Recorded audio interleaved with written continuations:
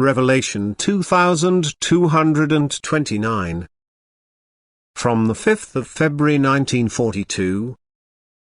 Thought Statement on Doctrines of Faith. It is a spiritual incapacity, a lack of spiritual knowledge and power of cognition, if a person believes himself to be standing in the truth, who has received his knowledge from people without ever having taken a mental stand on it himself. To believe means to consider something to be true that cannot be proven. Nevertheless, everything that is demanded to be believed must be seriously thought through, but if everything that is taught is blindly accepted, then this is not a living, not a convinced faith, but only a systematic transmission of a teaching and a thoughtless acceptance of it. And such faith truly cannot stand before God. It is not enough if objections against doctrines of faith are refuted with sayings which in turn have been learned, that is adopted, but do not meaningfully or convincingly substantiate a doctrine. Truth must be able to be justified quite clearly and irrefutably, it must speak for itself, as it were.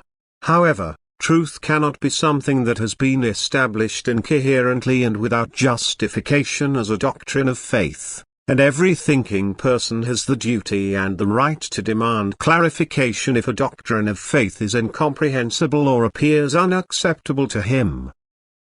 If this clarification cannot be given to him by people in a satisfactory way, then he should ask God himself for clarification, and only when this is given to him mentally, when he himself can affirm the doctrine of faith in his heart, then one can speak of convinced faith.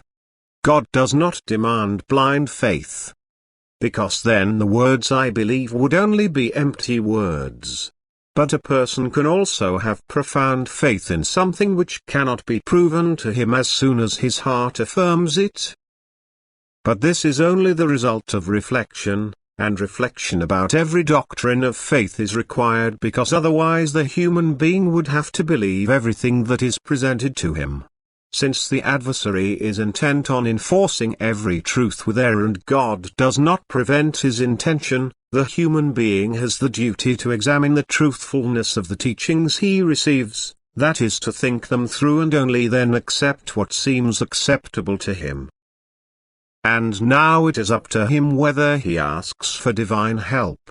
This request will earn him power of knowledge. For without God's assistance his power of judgment is truly too low. If his will is good and thus turned towards truth, then he will know very well whether pure truth or error is offered to him. Amen.